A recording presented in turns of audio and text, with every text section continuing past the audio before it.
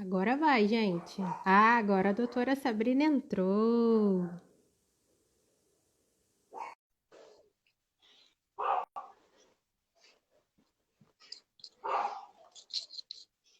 Kátia! Olá! Oi! Conseguimos! Amém! A gente não Pra desiste. mim eu te seguia, menina! Tá vendo como é que a gente Era pega as coisas? Vanessa! Não, é que eu tô fazendo É nesse que perfil. você são duas, né? É porque tem o perfil do Vanessa, que é o meu pessoal, e tem o perfil que é do câncer de mama, né? Que é o profissional agora, né? Foi isso. Agora sim, agora vamos. Agora vai. Então, ó, separei algumas perguntas. Tem pouquíssimas Aham. perguntas, imagina.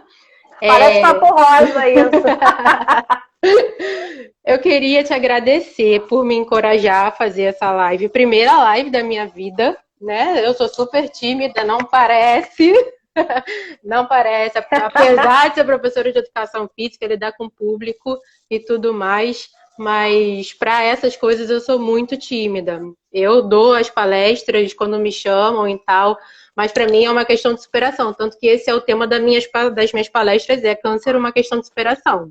Então, assim, tá aqui é mais uma superação para mim.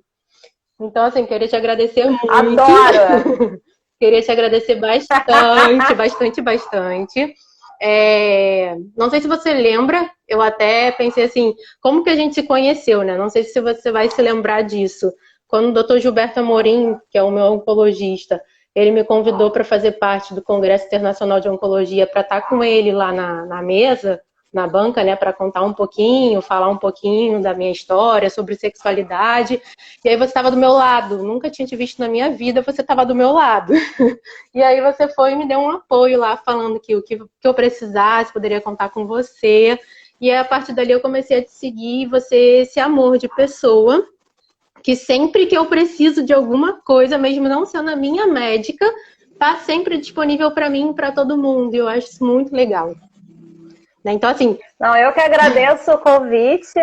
É engraçado que, assim, na verdade, o meu papel, né, o que eu faço nas mídias, é a bandeira que eu carrego, e por isso que eu faço os eventos para paciente, é levar mesmo informação. Então, assim, é acolher, levar acolhimento e informação.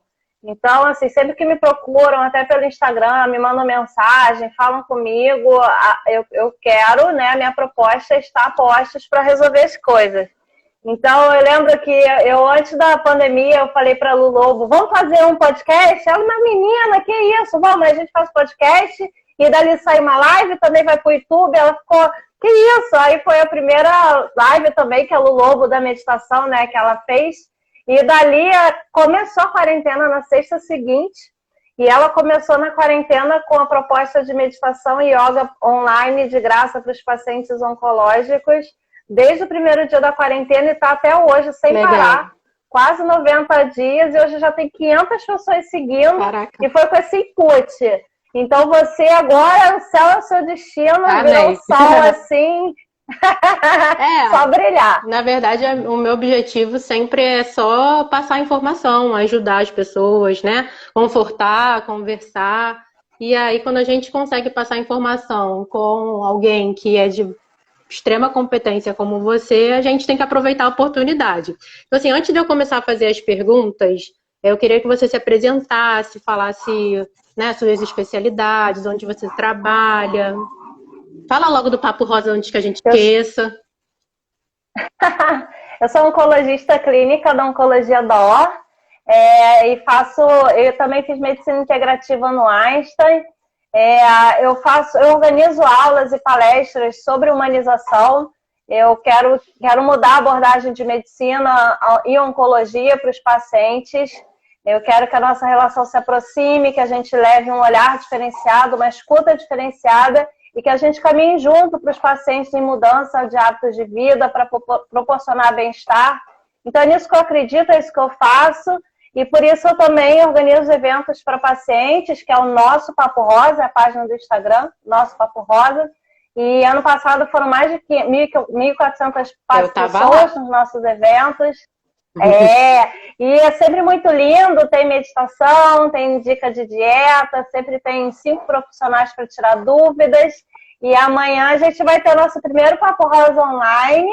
E quem quiser, é só mandar uma mensagem de texto por WhatsApp, na verdade, para 993219769. E aí a gente manda o link do Zoom, que vai ser.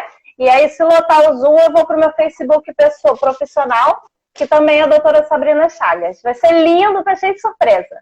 Tenho certeza disso. Então, vamos começar logo as perguntas antes que o tempo já estoure e a gente não consegue nem a metade, porque tem muita. Então, assim, algumas eu vou ler, algumas eu vou ler porque são realmente, assim, mais detalhadas, que as meninas escreveram, e outras eu vou tentando, né, falar.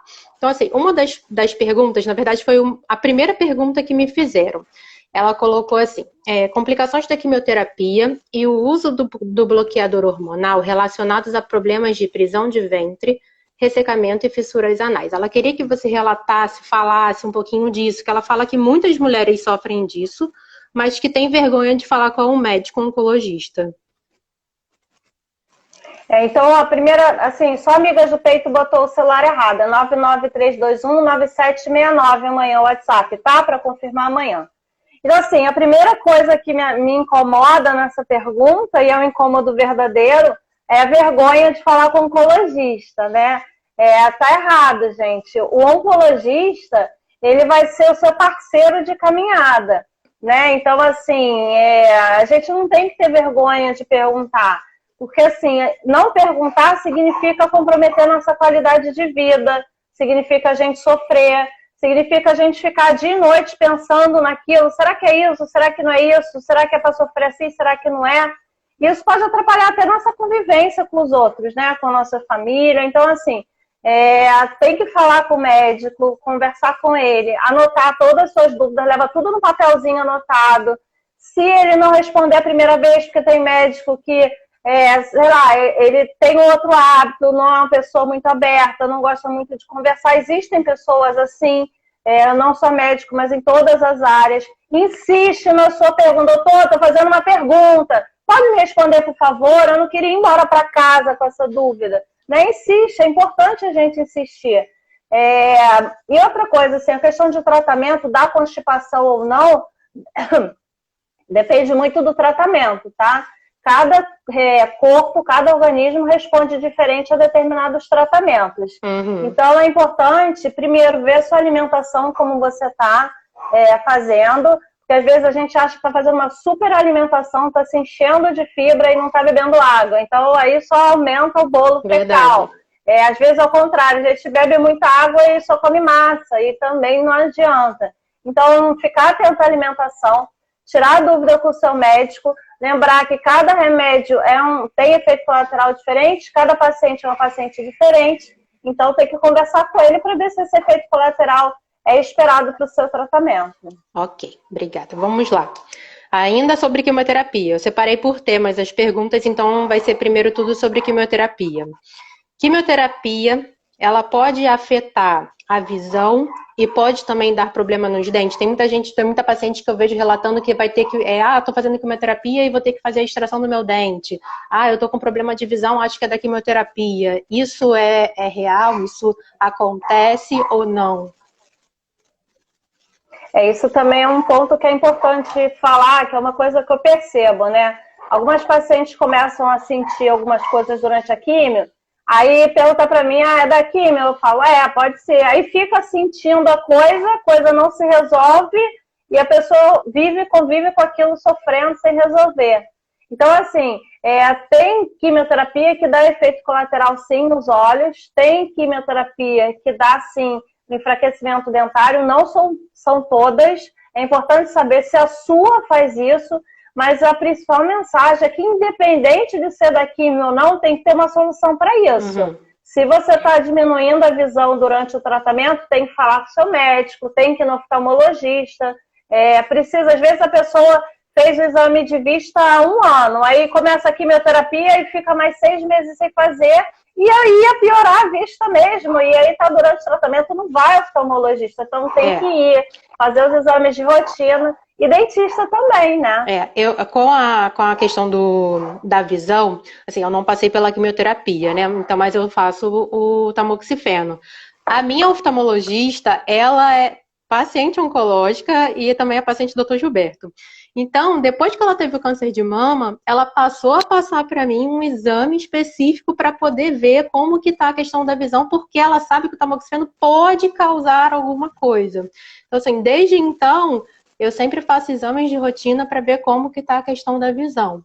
Né? A gente tem que cuidar de tudo. Quimioterapia não dá muito, não, efeito nos olhos, né? Mas assim, pode dar ressecamento nos olhos, e aí o ressecamento vai atrapalhar, coçar. Então, assim, é importante relatar e é importante ir no oftalmologista para ver o que está acontecendo. Outra pergunta. Todo mundo precisa fazer quimioterapia ou não? Então, assim, essa toda live eu faço meus dedinhos aqui. A Aline que está aqui tem umas pacientes minhas, elas já sabem. Eu tenho um post que eu falo assim, não compare, né, o seu câncer com o do vizinho. Por quê, né? Principalmente no câncer de mama. O câncer de mama, a doença câncer de mama é um livro de 2.000, são 2 volumes de livro de 2.000 páginas. Então, assim, dentro do câncer de mama, a gente tem um leque de doenças, né? O câncer de mama não é uma doença só, são várias que a gente tem. Então, para eu dizer o risco que uma paciente tem, qual o tratamento que ela vai passar, eu preciso saber de algumas coisas. Tamanho do tumor, axila, o grau, KI67, receptor de estrogênio, receptor de progesterona, a idade da paciente, se está na menopausa. Então, assim, são quase 10 itens que cabem numa mão. E a gente combina esses fatores para ver aonde que o paciente está e a partir daí definir o tratamento. Quanto mais inicial a gente diagnostica o câncer, menor a chance de fazer quimioterapia. Então, não são todas as pacientes que fazem. Eu não fiz. Respondendo a pergunta, isso eu aí, não fiz. Isso aí, eu descobri cedo. Graças a Deus. Outra pergunta. Por que não podemos fazer as unhas quando a gente faz quimioterapia? Então, isso daí também já é uma frase que já me incomoda, já me dá palpitação. Porque, assim, primeiro ponto, né? Eu quero todo mundo sempre com unha linda, eu quero meus pacientes lindas. Então, assim, quando a gente fala em não fazer as unhas, é não mutilar as unhas da mão que ressecou a axila, né? Não é não fazer unha nunca mais, não é não fazer as unhas. Né? Lá nos Estados Unidos, por exemplo, não existe isso de tirar cutícula. Isso é coisa nossa. Produtinho, Brasil, né, que passa. Lá... Tem. Então, assim, é igual tomar café sem açúcar. Você acostuma. Você começa a empurrar com aquele produtinho. Tem várias marcas, loja americana tem. E faz sua unha e vai na minha consulta linda. Eu quero todo mundo linda. E, assim, quem não esvaziou a axila não tem essa restrição com cutilar. E assim, na quimioterapia, a gente evita procedimentos que tenham risco de infecção, né? Não só a unha, mas como todos os outros. Mas, assim, dá para pintar a unha. Se tiver o alicate que é seu, você sabe pintar a sua unha, você cuida daquilo, pode fazer, mas tudo com muito cuidado. Entendi. Quimioterapia, a gente acaba entrando na menopausa ou não? Então, depende da idade. Né? Porque os nossos ovários são 2 máquinas. Eles trabalham desde que eles são novos, funcionando lá, tentando ovular, tentando, né, produzir ali um óvulo. Quanto mais a gente envelhece, esse ovário vai ficando meio lento. Então, assim, se eu tascar em uma quimioterapia, né, dar uma paulada nesse ovário, na época que ele está assim, esse ovário vai conseguir tentar voltar a caminhar. Se for um ovário que já está mais para lá do que para cá, eu vou dar essa martelada e ele não consegue. Então, assim, depende da idade, depende da história da mulher, depende da quimioterapia que ela fez, do tratamento que ela fez. Tem mulheres que param de menstruar e mulheres que não. E lembrar que não menstruar não quer dizer que está na menopausa e não engravida. Eu ia fazer essa pergunta também daqui a pouco. Tem mulheres que, apesar de não engrossar o endométrio, né, para descamar num volume bom que sangre, ela consegue fazer o óvulo.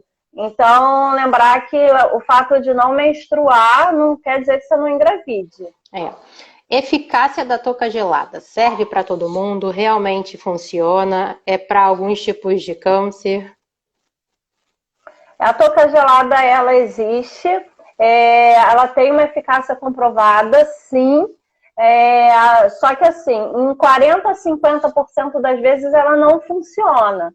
Ela não consegue fazer com que o cabelo não caia. Principalmente em mulheres que já têm cabelo um pouco ralo, né? Então, fininho. Ela é chata de fazer, tá?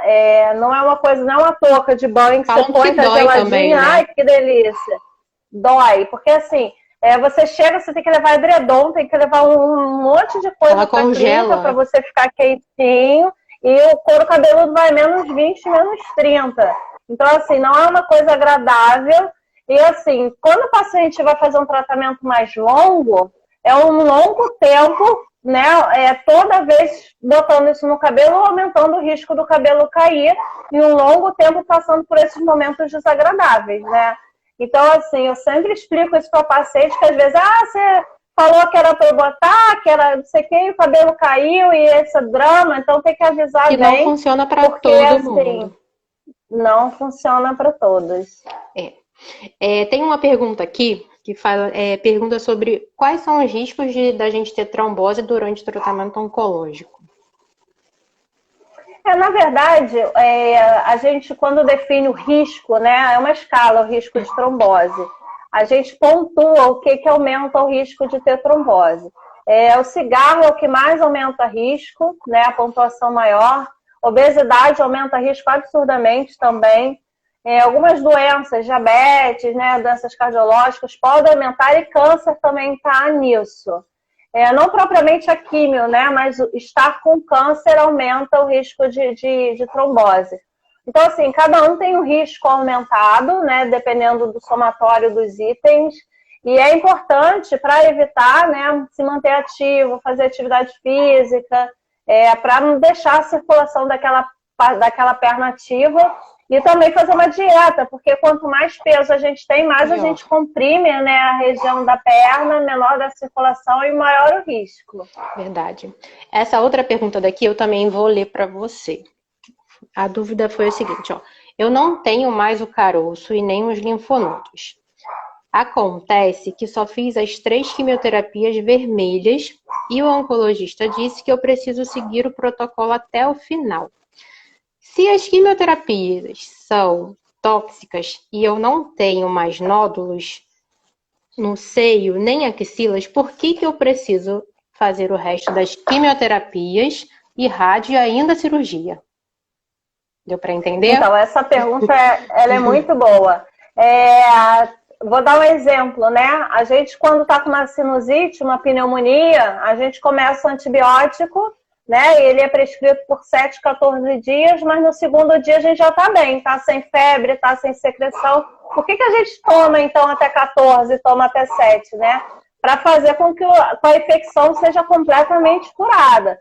Não é porque a gente não está palpando o nódulo ou não está vendo na imagem que não tem células ali microscópicas presentes naquela mama. E a gente, quando define um protocolo de tratamento, a gente define de acordo com esse risco que eu falei. Então, assim, provavelmente existe um risco aí que a gente precisa fazer tratamento para proteger essa paciente ao máximo, para diminuir o risco dessa doença voltar. Então, é importante que faça o tratamento para tentar aí não prejudicar aí a qualidade de vida e a longevidade da paciente. Fechamos o tema quimioterapia. Agora a gente vai para aquele que você adora. Sabe qual é? Sei. Tamoxifeno, né? E aí tem algumas perguntinhas, não são muitas, mas algumas são até minhas. Mas assim, uma das perguntas foi para falar da relação do tamoxifeno com cistos e miomas. Na verdade, isso até aconteceu comigo.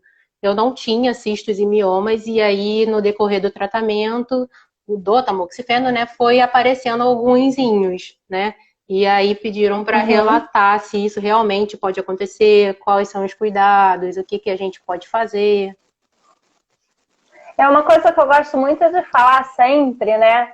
É essa questão que às vezes as pacientes falam assim, é porque depois do tamoxifeno apareceu. Tudo é culpa do tamoxifeno. Então, assim, tudo que acontecer daqui para frente da sua vida vai ser depois do tamoxifeno. Eu culpo que eu engordei por causa do tamoxifeno. Pois é. Então, assim, tudo que acontecer daqui para frente vai ser depois dele, né?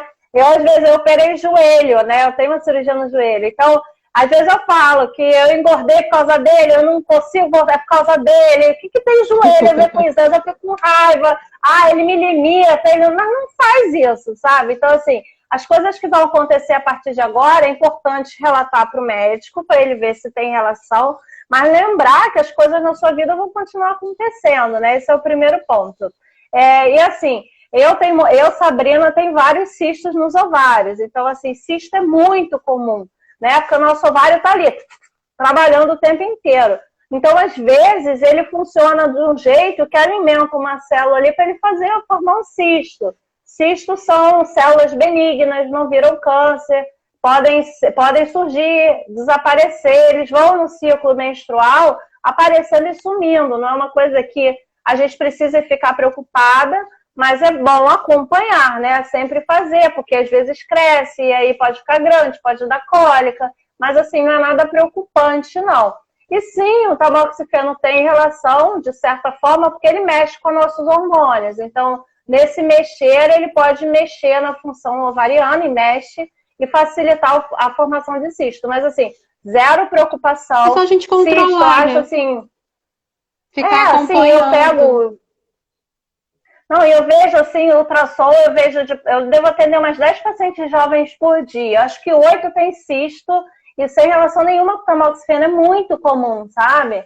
Então, assim, não ficar preocupada com isso e faz parte. E vamos embora para frente. Vamos. Outra pergunta. Tamoxifeno e perda de libido. O que pode fazer para melhorar essa sensação, né? Que o tamoxifeno causa. E tem muita coisa para fazer, gente. Uma animação que só. A primeira coisa, assim, culturalmente, né? A gente pensar na nossa sociedade, a gente tem uma sociedade que os homens são estimulados desde cedo na questão sexual. Então, eles veem filmes, eles namoram mais, eles podem ficar com mais pessoas, eles têm o hábito da masturbação desde cedo. E o pai já pergunta, o pai do menino já pergunta. Mulher ninguém fala, né? A mãe não fala de masturbação, mulher não pode ver filme, mulher não pode ler, mulher não pode nada, né? E aí quando chega na consulta, a mulher vai perdendo a libido, ela também não fala para o médico, né? Algumas vezes o marido fica, olha, a gente pode namorar, doutora, porque a mulher não está querendo. E aí ele quer que a gente fale que pode, porque ele tá com vontade. Esse, né? Foi um dos temas. Então, assim, desculpa te cortar. Esse foi um dos temas que o Dr. Gilberto pediu para eu participar no congresso, para falar sobre isso. Não, esse tema é fundamental, porque assim, o sexo ele interfere muito na nossa qualidade de vida, né? Muito mesmo. Ele produz endorfina, ele produz substâncias que são importantes pra gente, da mesma forma que o exercício, o sono. Então, assim, a gente tem que ficar atento a isso. Se o seu médico não pergunta, porque médicos também são tímidos e acham que a paciente qualquer coisa pergunta e elas também elas têm vergonha, é importante falar sobre isso.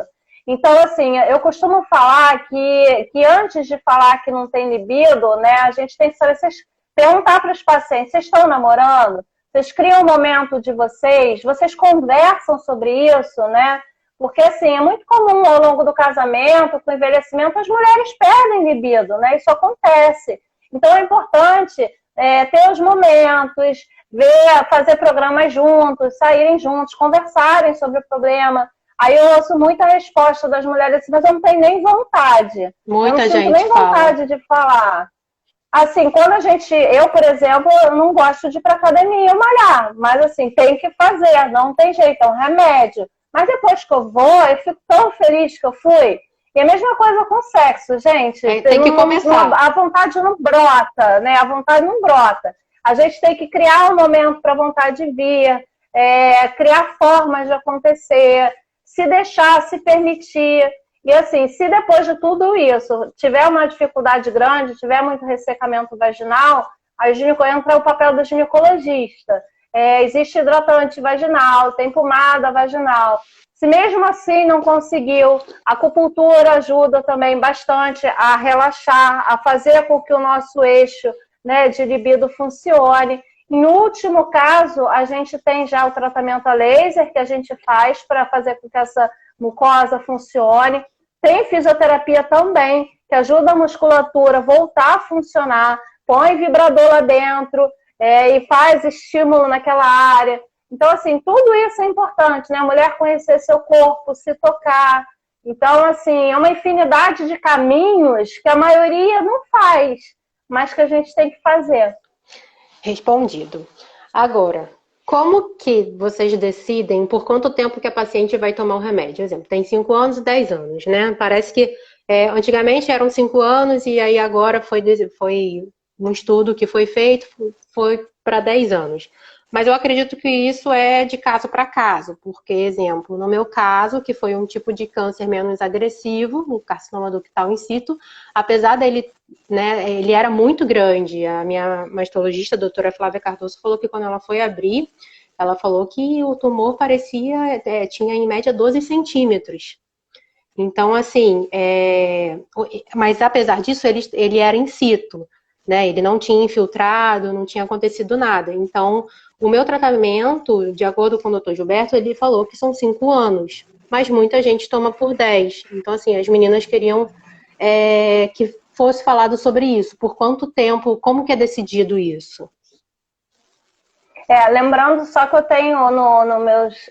Você tem tudo, né? Naquelas bolinhas do Instagram, dos destaques, eu tenho uma série só de câncer de mama e aí tem uma série só de tamoxifeno lá. Porque, assim, por ser o que as mulheres usam mais tempo, eu acredito, e é o tratamento mais comum, são os que mais dúvidas têm, né? Então é importante ter esse espaço para isso. A questão do tempo depende do câncer que você teve, né? Tudo que a gente define, esses tempos, são baseados em estudos que a gente faz.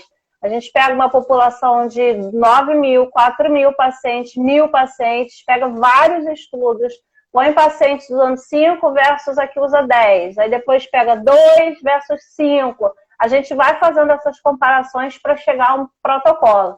Então, o que a gente tem hoje, porque daqui a pouco tudo muda, em dezembro a gente tem nosso congresso de mama, que talvez mude isso, mas por enquanto os pacientes de risco baixo ficam 5 anos e as que tiverem um risco um pouco maior vão a 10.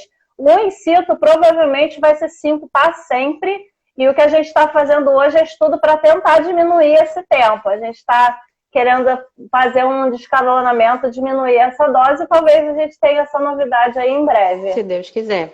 E existe um melhor horário para tomar? Eu vejo muita gente falando assim, eu tomo tamoxifeno de noite, eu fico com insônia. Eu tomo de noite, antes de dormir. Não tem. As reações são muito caso a caso, né? A insônia, quem tem insônia, não é pelo princípio ativo do tamoxifeno, provavelmente é pela fórmula, né? Pelo componente que embasa o remédio, que põe o remédio ali no meio. Eu, Sabrina, não consigo tomar comprimido nenhum de noite, eu fico passando mal, não durmo bem, porque meu estômago é muito sensível, então eu não fico legal. Então, assim, é importante achar o melhor horário para você tomar o seu remédio e lembrar sempre que esse horário vai ser o que você vai tomar sempre, né? Para não correr o risco de esquecer. Só por isso, mas qualquer horário tá valendo.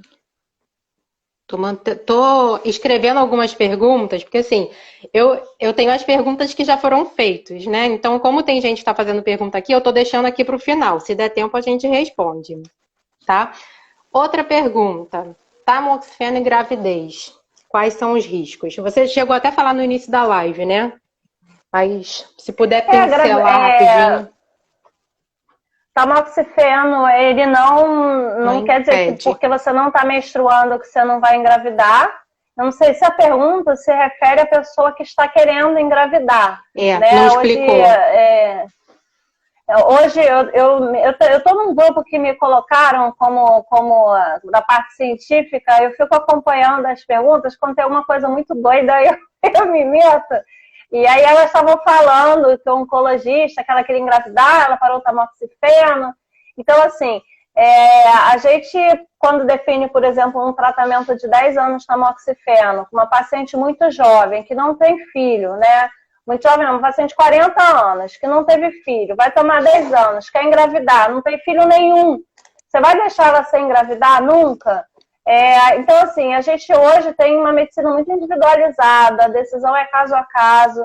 Então, às vezes, a gente conversa, olha, você vai parar, você vai ficar esses 9 meses sem, parou, voltou, teve o bebê, você volta com remédio, né? A gente tem que ver qual é a prioridade da pessoa, qual é o sonho da pessoa.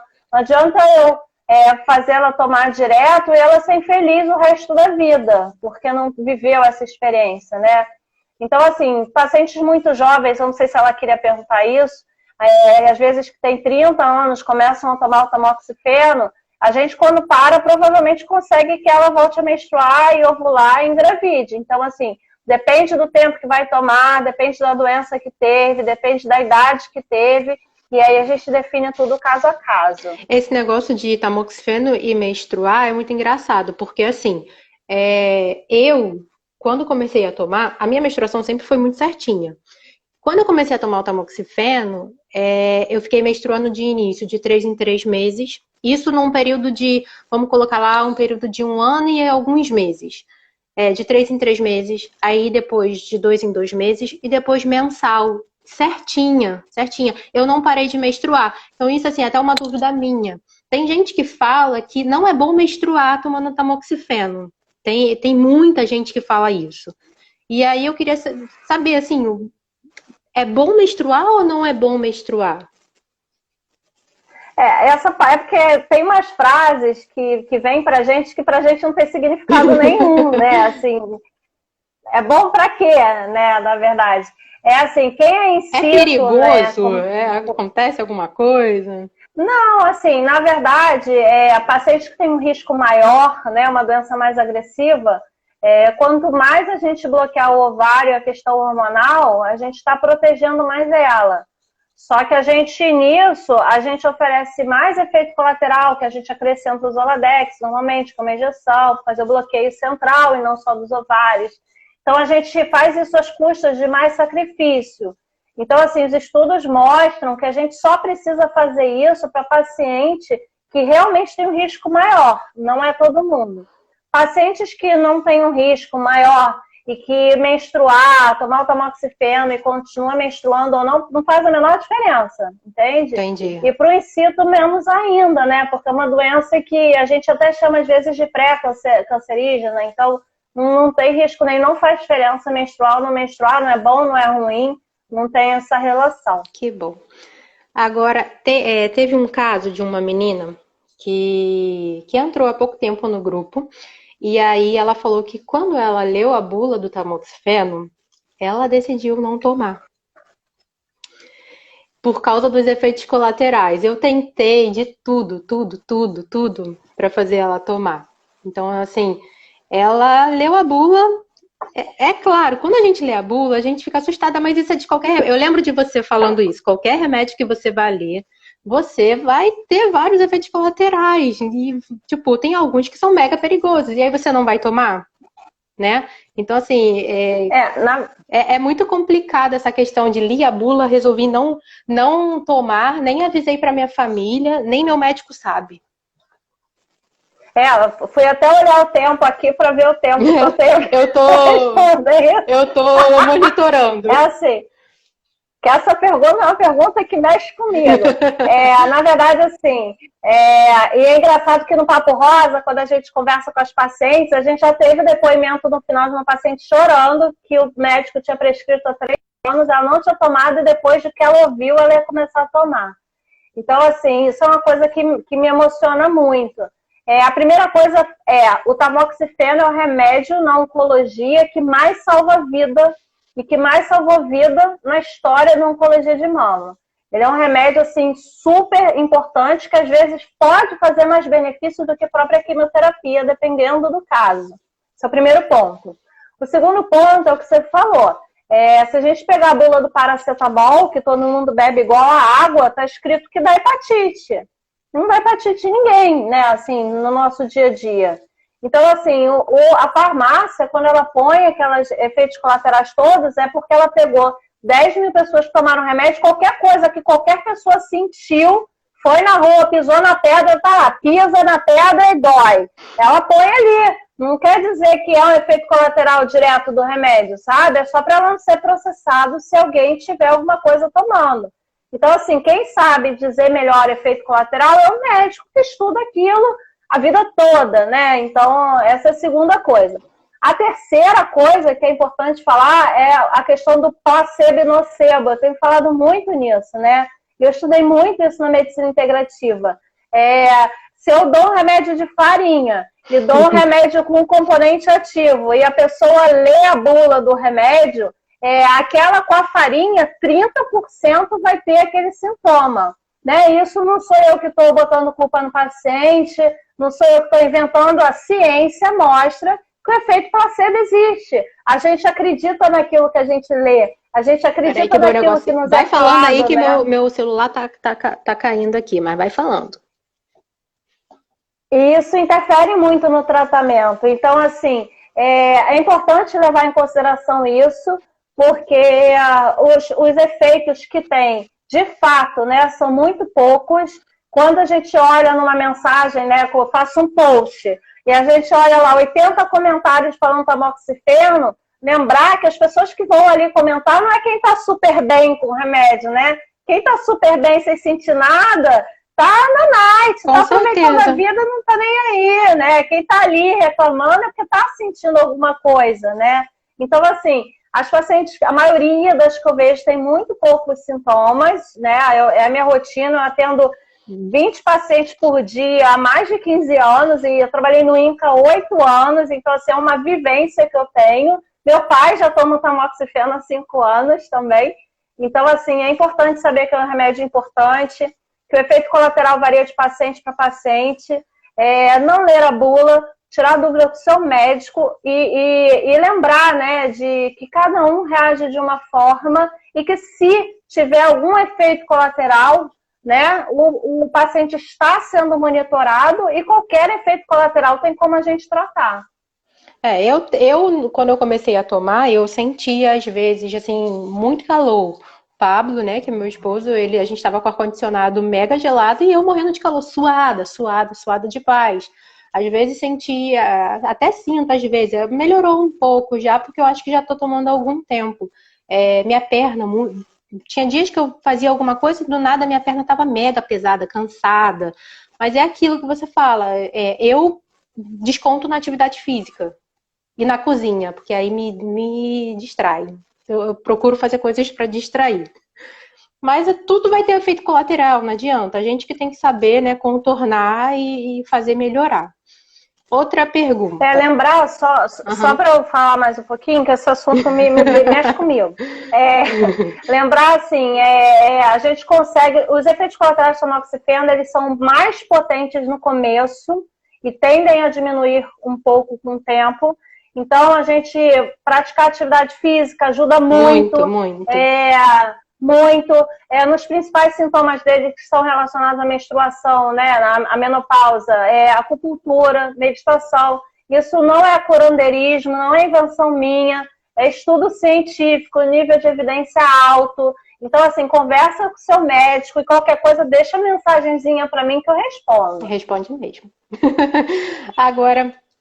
esqueci de tomar o tamoxifeno. O que eu faço? Antes de você responder, eu vou responder o que eu faço. Porque eu já esqueci de tomar uma vez, bem no início lá, e aí eu fiquei desesperada, mandei uma mensagem pro Dr. Gilberto.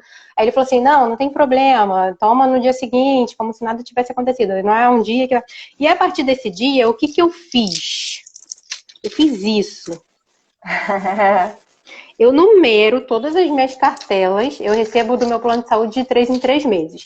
Então, hoje mesmo o plano de saúde me ligou para perguntar quantas ainda tinham para eles me mandarem. E aí, toda vez que eu recebo, eu vou lá e numero todos os meses, todos os dias. E aí, além do lembrete no celular, porque às vezes a gente esquece, pode esquecer, né, por causa da correria. E eu vou lá e marco. Então, aqui nas minhas cartelinhas numeradas eu não me perco. Foi uma forma que eu fiz para não esquecer. Mas aí a pergunta é, esqueci, o que acontece?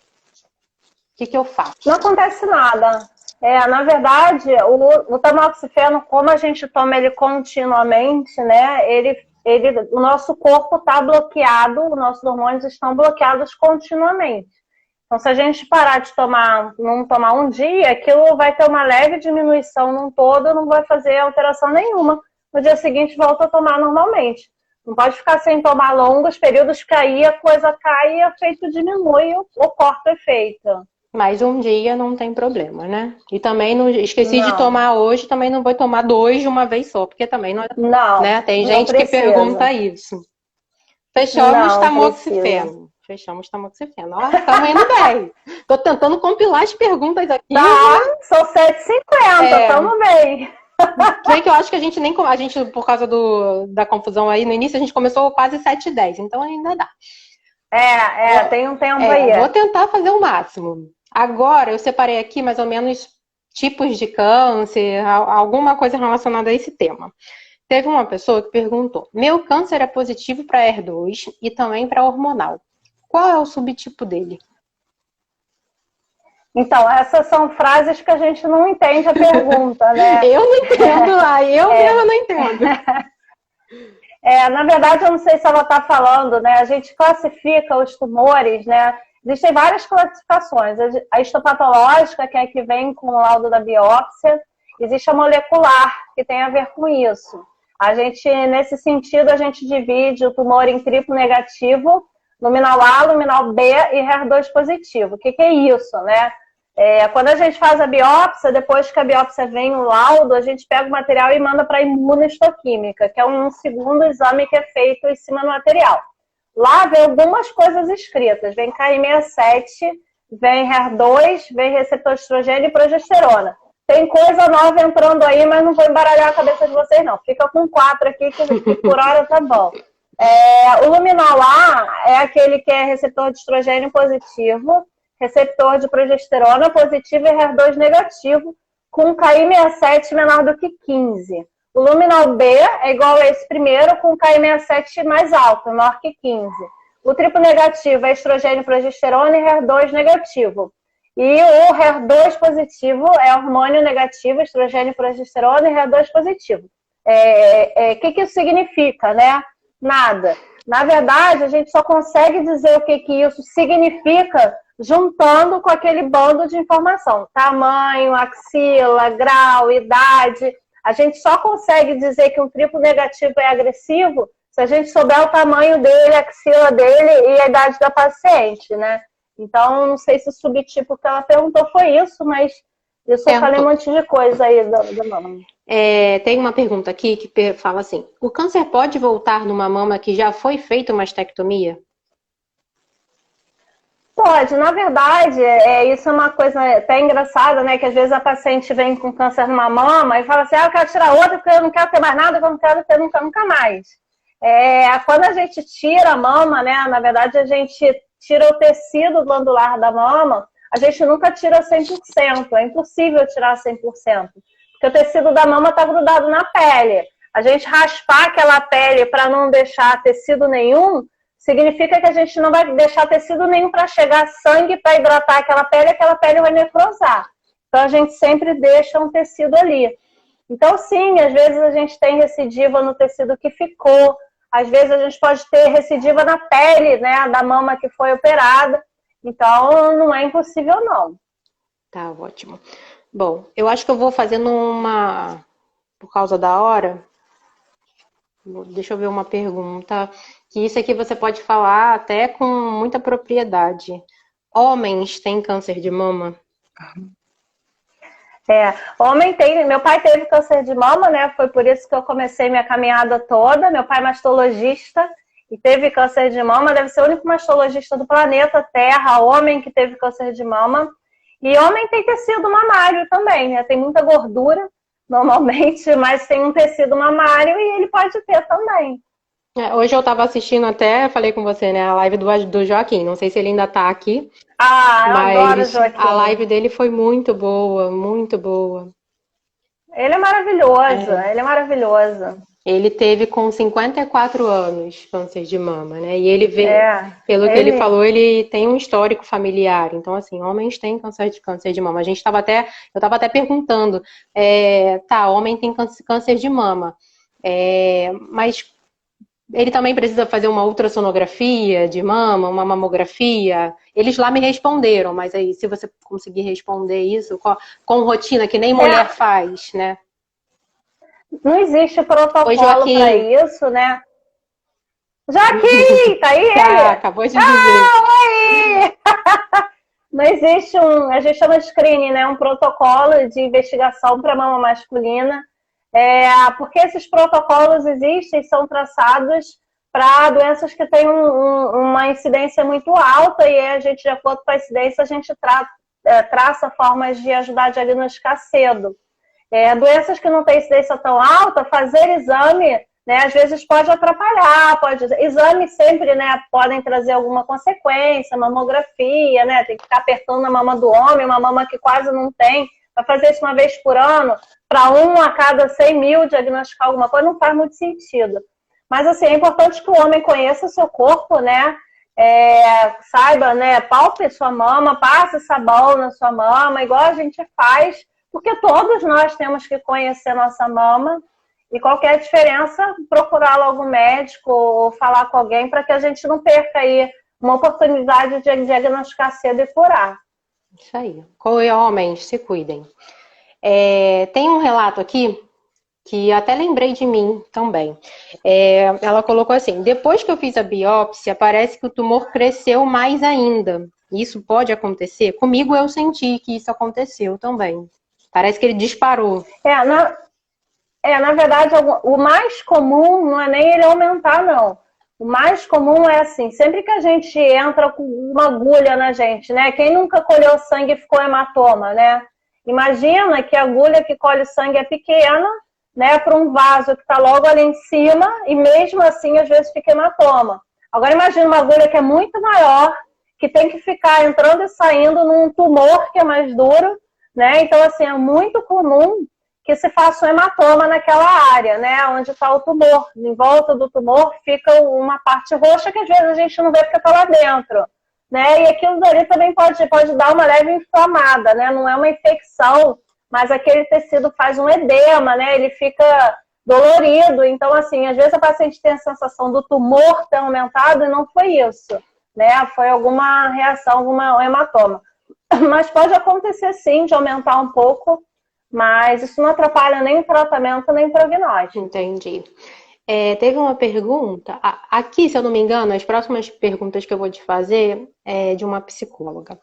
Ela perguntou assim: o grupo de apoio é importante para a pessoa que acabou de receber o diagnóstico?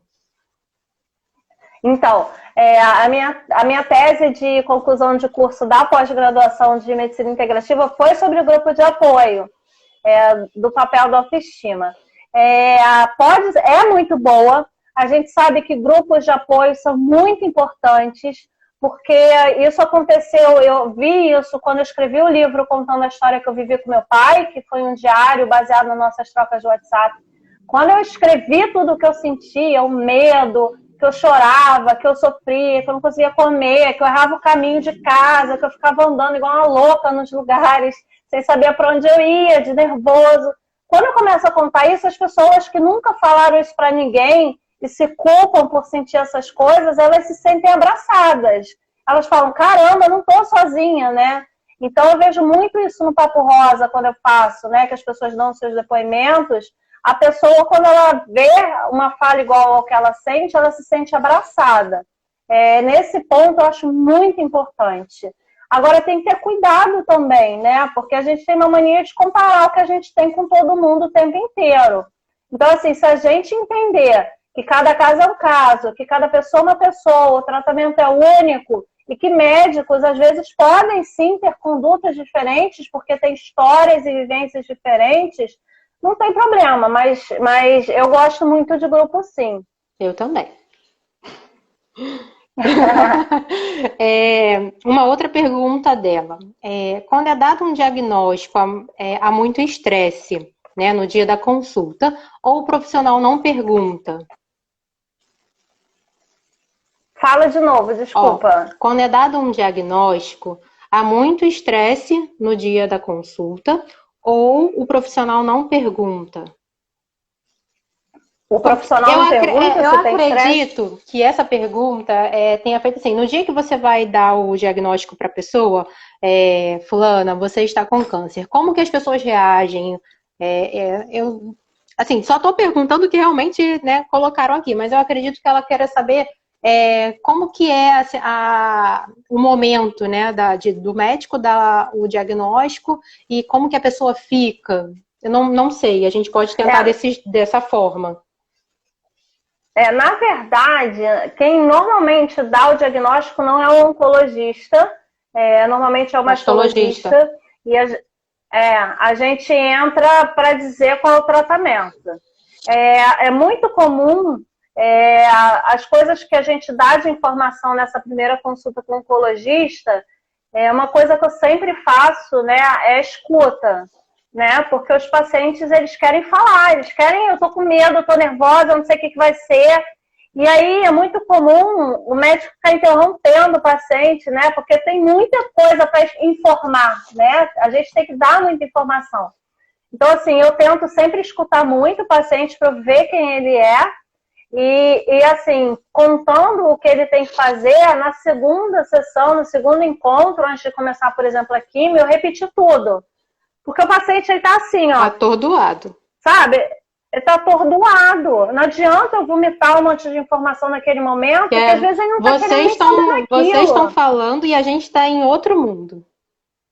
Outro planeta. Então, assim, a gente tem que ter um pouco de cuidado nesse momento. E as reações variam muito de pessoa para pessoa. Tem gente que sente raiva, tem gente que procura culpa, né? O que eu fiz para causar isso? Isso é uma coisa que eu também tenho muito medo e pena de quem faz isso, porque não tem culpado, né? Tem que olhar daqui para frente. Tem gente que sofre muito, tem gente que deprime, tem gente que não consegue contar para a família e tenta fazer as coisas sem a família é ela importante. Então, assim, a reação varia muito de pessoa para pessoa, mas todas elas têm que ser acolhidas e o profissional tentar traçar de acordo com a reação da pessoa. Vou tentar fazer algumas outras perguntas de alguns temas, porque acho que a gente só deve ter no máximo aí uns 5 minutinhos. E aí depois a gente finaliza. E aí, conforme for, eu anoto as outras perguntas e aí numa próxima oportunidade que a gente tiver, a gente faz outra. Ó, já tô até gostando, viu? Bora! Essa pergunta é do Zoladex. O Zoladex trimestral causa mais efeito que o mensal? A gente segue protocolos, tá? Para mama, o mais comum é usar mensal, tá? Agora, a questão de ser mensal ou trimestral não faz diferença, porque, para vocês terem uma ideia, o trimestral é 10,8 que a gente usa, é a dose, né? E o mensal é 3,6, é 1/3 do que a gente usa de 3 meses, então a dose é a mesma. Não muda muita coisa em sintomas, não. Tá, agora sobre o Taxol, né? Zoladex, agora sobre o Taxol. Taxol dá coceira no corpo? Se sim, o que pode fazer para amenizar? Então, essa é daquelas perguntas que a gente também é um enigma, né? Assim, em geral, quimioterápicos, né, que mexem muito com os hormônios femininos, eles fazem com que a nossa pele fique mais ressecada. Toda mulher na menopausa, né, se a gente pensar nas nossas avós, aquela pele meio enrugadinha, né? Aquele enrugadinho é porque a pele perde água, né? Então ela é uma pele mais seca. E sempre que a nossa pele fica mais seca, ela coça. Né? E a gente coçando abre umas feridas que a gente não vê, que são mínimas, e coça mais ainda. Então é muito importante, durante qualquer tratamento, aliás, durante a nossa vida, nossa pele estar sempre hidratada, e durante o tratamento mais ainda. 2 litros de água e um creme hidratante. Se estiver coçando muito, vale a pena ir no dermatologista para ele olhar isso. Entendi. A Jo, do Amigas do Peito Por Aí, tá pedindo pra gente olhar a pergunta da Mantiqueira 2010. Só que eu não tô conseguindo ver, Jo. Se puder repetir aqui, você me fala, porque não consegui ver. Enquanto isso, eu vou pedir para você falar uma outra coisa. Tudo do tchau tá aparecendo as pessoas aqui e eu tô achando muito legal os comentários. Letícia, beijo. Quais são os sintomas? Essa é simples, né? Mas que muita gente tem dúvida. Quais são os sintomas do câncer de mama? Na verdade, assim, o que a gente quer da vida, né, enquanto médicos e população, é que a gente não tenha sintoma nenhum, né? Eu tenho um slide que eu sempre mostro, né, que a chance de cura vai diminuindo conforme o tamanho vai aumentando. Então, o que a gente quer é a gente pegar tumores que a gente não palpa. E esse tumor que a gente não palpa, que geralmente são os menores que 2 centímetros, eles não dão sintoma nenhum. Quando eles vão crescendo, né, 2, 3, 4, 5, 10, 14 centímetros, né, ou mais, é uma bola que fica dentro da nossa mama. Então, imaginar que é alguma coisa que não nos pertence e está ali dentro. Então, assim, a mama dói, pode sentir ela pulsar, pode dar o gânglio na axila, pode retrair o mamilo, pode ficar com aspecto esquisito, enrugado, pode sair um líquido branco pelo ducto, né, mamilar, enfim, mas a gente não quer isso, a gente quer estar lá atrás fazendo a nossa mamografia anual para a gente não chegar a nenhum sintoma. Se a gente prevenir, é melhor, né? Sempre. A última pergunta das milhares que ainda tem aqui, mas infelizmente a gente não vai conseguir responder todas. O que é metástase? Metástase, esse destaque eu também tenho lá. Eu tenho uma série que eu fiz sobre o que é câncer, o que é metástase, o que é químio, bem legal. Assim, o câncer, o que é, né? São células, nosso corpo está aqui, a gente está conversando, o nosso corpo está... As nossas células todas estão se multiplicando nesse momento, todas. Algumas mais rápidas, outras menos. Cabelo é o tempo inteiro, mucosa, né? Boca é o tempo inteiro. Então, assim, a gente às vezes tem multiplicações erradas dessas células. Elas estão se multiplicando, pode falhar ali em algum momento. E a gente tem nossos soldados de proteção que estão ali para vigiar essas divisões erradas das nossas células, né? Então, quando o soldado não dá conta, às vezes por ele estar prestando atenção em outra coisa, às vezes uma obesidade, né? Uma inflamação, a obesidade é a inflamação no corpo, ele está olhando para aquilo que para ele não é normal. Às vezes passa alguma multiplicação e aquilo começa a aumentar. Isso é câncer. Quanto mais velho a gente fica, mais multiplicações a gente fez na vida, maior a chance de ter alguma multiplicação errada. O dia que essa multiplicação, essa célula esquisitinha, passa um sangue ali, né? Que o sangue passa no nosso corpo inteiro. Pega uma célula esquisita dessa, começa a circular nosso corpo, encontra um lugar muito legal para fixar e começa a se multiplicar ali. Isso é metástase. É quando o tumor vai para outro lugar à distância no corpo. Falando de uma forma bem simples, né? Mas é isso. Sim. Eu vou encerrar, porque a gente acha que já está quase acabando, capaz de até da live cortar a gente. 8 e 7. Bombou, 55 pessoas aqui, deve ter dado quase 100 venda. Muito bom. Obrigada, gente. Se tiver alguma oportunidade, eu gostaria de te convidar de novo. Agora minha vergonha já acabou. Tem muitas perguntas que ainda estão aqui. Ainda tem muita pergunta. Eu vou anotar todas as perguntas que estão aqui na live. E aí a gente marca de novo e a gente faz outra para tirar a dúvida desse povo aí que merece muito, né? Gente, lembrando, amanhã tem nosso Papo Rosa online. Manda o WhatsApp 10 horas da manhã. 9769. Fala que quer se inscrever, que eu mando um link.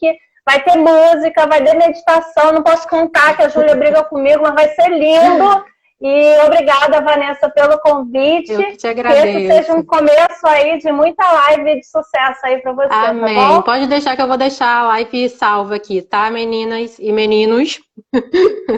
Que tem homens aí também, graças a Deus, né? Tem. Simone. Tem um aniversariante, o Fernando. Parabéns. Fernando Carvalho é cirurgião plástico maravilhoso, fazendo aniversário e vindo ver a gente, tá vendo? Meu queridíssimo esposo tá aqui também, minha mãe.